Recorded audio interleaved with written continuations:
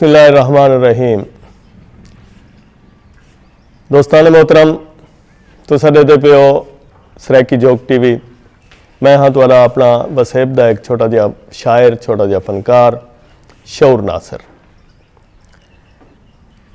अज दोस्तों एक गाल तुहाडे नाल ये करनी है कि शायर जिहड़ा है उहदा मुआशरे च एक खूबसूरत जिहा रोल होंदा है, खूबसूरत जिहा किरदार होंदा है। क्योंकि सियाने लोग आदन कि शायर की अख जिहड़ा कुछ देती है वो आम अख नहीं देख सकती। अल्लाह ने जिस हस्ती को इतना बड़ा कुव्वत मुशाहिदा अता फरमाए, मुआशरा को क्या देंदा है।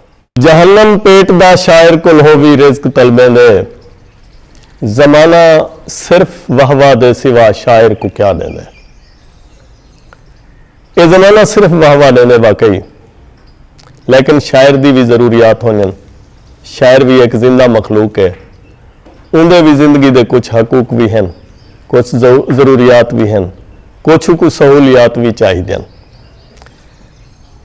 उर्दू जुबान के शोरा बड़ी मेहनत के बाद, क्योंकि उन्होंने ज़्यादातर ताल्लुक शहरों की जिंदगी नाल है, काफ़ी मेहनत और स्ट्रगल के बाद वो अपने ई मकाम को पहुँच गए कि आज उर्दू जुबान का शायर अपने वास्ते छत भी उनकी अवेलेबल है और उन्हें रिज़्क का इंतज़ाम भी उन्हें अपना कर दिया है।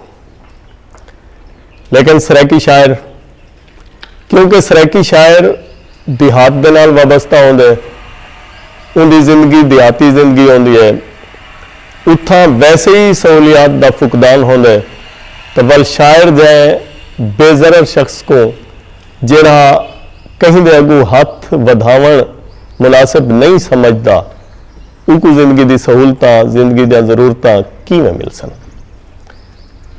तो ही हिसाब नाल शायर अमूमन सराइकी शायर कसम पुरसी की हालत जिंदगी गुजार रहा है। लेकिन अज जिहड़ा तरक्की याफ्ता दौर चलता पे, टैक्नोलॉजी की भरपार चलती पई है, इत्थां जिथा हर किस्म के इंसान के बुनियादी हकूक का तहफ़ुज़ किया वेंदा पे, मैं अरबाब अख्तियार को रिक्वेस्ट करे सा और खसूसन वज़ीर आला पंजाब जनाब उस्मान बुज़दार साहब की खिदमत अर्ज करे सा कि साईं थोड़ी जी तवज्जो ई पासे भी करो। सराइकी शायर कुछ ऐसे हैं कि जिन्हें का रोज़गार भी है, जिन्हें का रिज़्क रोज़ी का मसला कह नहीं, जिन्हें की छत भी अवेलेबल है, लेकिन ऐसे भी सराइकी शायर जरूर हैं पे जेड़े शर्म को आते कहीं को नहीं, लेकिन वो फाका कशी ते मजबूर भी हैं। जेड़े जिस घर दे विच जे को घर समझ के गुजारा करेंदे पे अपने बच्चे समेत, वड्डे लोगों की, अमीर लोगों की, कबूतरों की खुडी भी ऊँ तो वड्डी होंदी है। मोर वास्ते बनाया होया जिहड़ा उन्हां दा एक कमरा होंदे, वो भी ऊँ गरीब शायर दे घर कोलों वड्डा होंदा। अज जिथा हुकूमत पाकिस्तान ने गरीब लोगों को घर देवन की एक मुहिम चलाई हुई है और अल्लाह ताला उन्हें को कामयाब करे, वो ई मुहिम में कामयाब थे वन। उतना मैं रिक्वेस्ट करे सा कि खसूसन सराइकी जुबान बोलने वाले शायरों के बारे कोई सर्वे किया वजे, कोई उन्होंने खबरगिरी की वजे कि केड़े शायर ऐसे हैं जिन्हों को हुकूमत की तरफों घर देते वजन की सहूलत मिलनी चाहिए।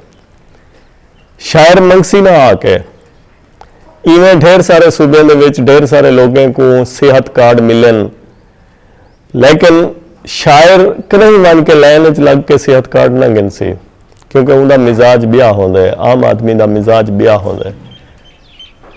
ये हुकूमत का फर्ज बनता है कि वो अपने मुआशरे के कीमती जहन को और इन्हें कीमती मखलूक को सहूलियात फराहम करन, उन्हें दे ज़रूरतें का ख्याल करन। और ये अज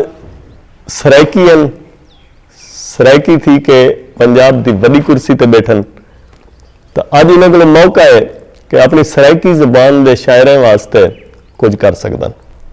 और क्या करन, छोटी जी रिक्वेस्ट मैं देसा कि हर जिले दे विच सरकारी रकबे मौजूद पैंत है, उथा हर जिले दे विच शायरों वास्ते एक कॉलोनी बनाई वजे, उन्हें जेड़े शायर उन कॉलोनी के प्लाट की कीमत नहीं अदा कर सकते, उन्हां को वो प्लाट दान किते वञनि। 5 मरले का प्लाट कोई बड़ा प्लाट नहीं होता, लेकिन शायर की जिंदगी आसूदा थी वैसी।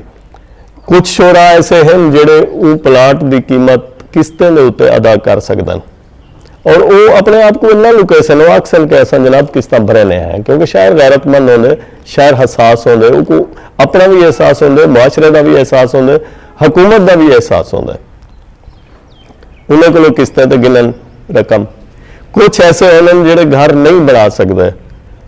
असा नहीं आते कि हुकूमत घर बना के देवे शायरों को, नहीं, हुकूमत घर बनाने वाले शायरों की मदद करे, जेड़ी वो मदद वल किस्तें की सूरत वापस गिन गिने। शायर को एक जगह मिल वैसी सिर लुकावन की, उनका फिक्र मुआश भी होंगे, लेकिन वो आप अपना नबेड़ा कर वैसी, लेकिन बच्चों की छत जी है वो शायर को फराहम की बननी जरूरी है। मैं ये रिक्वेस्ट बार बार करे सा, प्लीज़ ई मामले के उत्ते कुछ सोचो, थोड़ा जहा गौर करो। ये तुहाडे वास्ते बख्शिश का बायस भी बन वैसी है गाल, क्योंकि शायर तो बिल्कुल हकीकत है कि जेड़ा शायर गरीब है वो असली गरीब है, उन्हें बनावट नहीं। तुझे शायर को कहीं पिनदा ना देख सो, ही गल कि वो बनावटी भिकारी की तरह पिनदा नहीं, वो बुरे हालात भी गुजारा कर वेंदे, वो अच्छे हालात भी गुजारा कर वेंदे। तुसा उनका सिर लुकावन का इंतजाम करो, तुहाडी बड़ी मेहरबानी होसी।